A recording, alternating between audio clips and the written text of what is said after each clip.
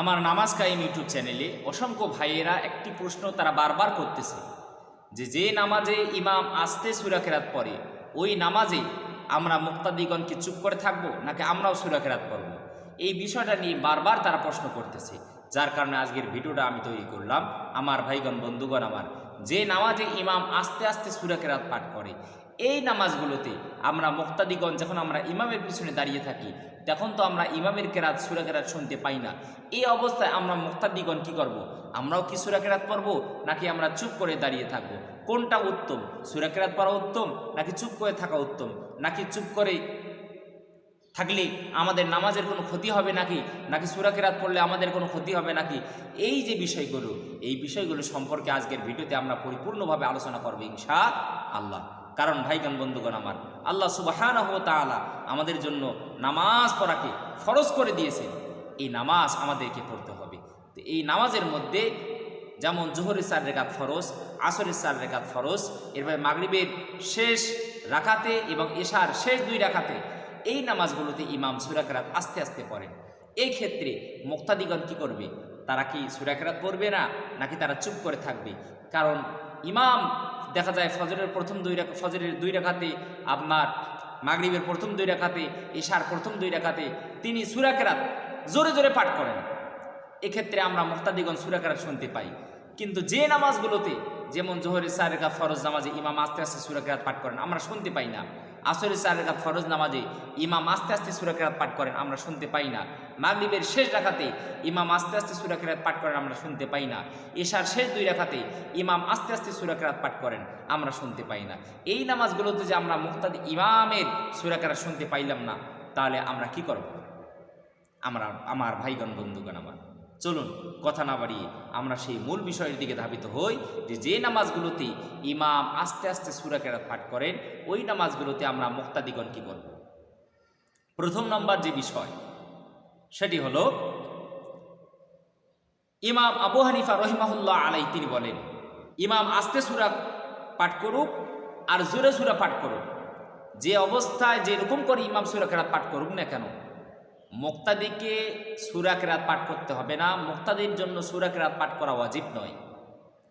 কারণ রাসূলুল্লাহ সাল্লাল্লাহু আলাইহি সাল্লাম বলেছেন, মান কানা লাহু ইমামুন ফাকিরাআতুল ইমামি লাহু কিরাআতুন। যে ব্যক্তির ইমাম রয়েছে ইমামের কেরাতেই হলো মুক্তাদির কেরাত। যে ব্যক্তির ইমাম রয়েছে ইমামের কেরাতেই হলো মুক্তাদির কেরাত। এক্ষেত্রে মুক্তাদিদেরকে আলাদাভাবে আর কোনো সূরা কেরাত পাঠ করতে হবে না এবং তাদের উপর কোনো সূরা কেরাত পাঠ করা ওয়াজিব নয়। তারা সূরা কেরাত পাঠ না করলেও তাদের কি হয়ে যাবে? নামাজ হয়ে যাবে। এর দ্বারা আমরা বুঝলাম যে নামাজগুলোতে ইমাম আস্তে সূরা কেরাত পাঠ করেন এই নামাজগুলোতেও যদি মুক্তাদিগণ তারা যদি সূরা কেরাত পাঠ নাও করে, তারপরে তাদের কি হয়ে যাবে? নামাজ হয়ে যাবে। কারণ একটি উদাহরণ আপনাদেরকে আমি দেই। যেমন ধরেন আপনি জোহরের প্রথম রাকাতে মসজিদে এসে দেখলেন ইমাম রুকুতে গেছেন, আপনি তখন কি করবেন? আপনার জন্য করণীয় হলো আল্লাহু আকবার বলে আপনাকেও রুকুতে যেতে হবে। ওই রুকুতে যাওয়ার পর আপনি রুকুটা পেলেন, রুকুর তাসবিহ পড়তে পারলেন, মানে আপনি রুকুটা পেলেন। তাহলে এই যে প্রথম রাকাতে আপনি সূরা কেরাত পাঠ করতে পারলেন না, কিন্তু আপনি রুকুটা পেলেন, এক্ষেত্রে তো আপনার ওই রাকাত নামাজ হয়ে গেছে। আপনাকে তো আবার ওই রাকাত নামাজ আবার একাকি পড়তে হবে না। তাহলে আপনি যে ওই প্রথম রাকাতে সূরা কেরাত পাঠ করতে পারলেন না, তাহলে এক্ষেত্রে কি আপনার নামাজ হবে না? আপনি কি আবার কি নতুন করে ওই রাকাত নামাজটা পড়বেন? না, নতুন করে আপনি যদি আবার ওই রাকাত নামাজটা পড়েন তাহলে আপনার কিন্তু 5 রাকাত নামাজ হয়ে যাবে। তাহলে এর দ্বারা আমরা বুঝলাম, এই উদাহরণের দ্বারা আমরা বুঝলাম, আমরা মুক্তাদিগণ যদিও আমরা সূরা কেরাত পাঠ না করি, ইমাম জোরে সূরা কেরাত পাঠ করুক আর আস্তে সূরা কেরাত পাঠ করুক, আমরা যদি সূরা কেরাত পাঠ না করি তারপরে আমাদের কি হয়ে যাবে? নামাজ হয়ে যাবে। এটা রাসূলুল্লাহ সাল্লাল্লাহু আলাইহি ওয়াসাল্লামের সহিহ হাদিস, মান কানা লাহু ইমামুন ফাকিরাআতুল ইমামি লাহু কিরাআতুন।